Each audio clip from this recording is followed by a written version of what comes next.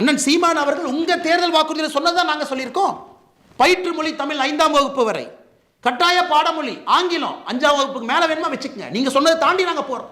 நீங்களும் தமிழ் தேசியம் பேசுகிறீங்களே, தமிழ் தேசியம் சொன்னதை தாண்டி தேசியம் நாங்கள் பேசுகின்றோம் என்று.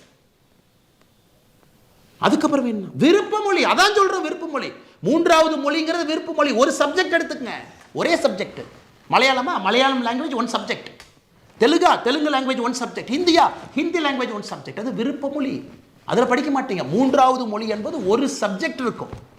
எப்படி அன்பில் மகேஷ் பொய்யாமொழி அவருடைய மகன் பிரெஞ்சு எடுத்து படிக்கிறாரோ, தமிழ்நாடு பள்ளிக்கல்வித்துறை அமைச்சர் பிரெஞ்சு எடுத்து படிக்கிறாரோ, அது மாதிரிங்க ஐயா. எத்தனை நாளைக்கு பொய்யை சொல்லி பிளப்பு நடத்தி மக்களை தீக்குளிக்க வச்சு அவங்கள சாவடிச்சு போஸ்டர் ஓட்டுறக்கும், கோந்து எடுத்துகிட்டு போகிறக்கும், தோட்டத்தில் வேலை செய்கிறக்கும், நீங்கள் போடுற பிச்சை காசை வாங்குறக்கும், க்யூவில் நிற்க வைக்கிறக்கும் எத்தனை நாளைக்கு அந்த பொழப்பு நடத்துவீங்க?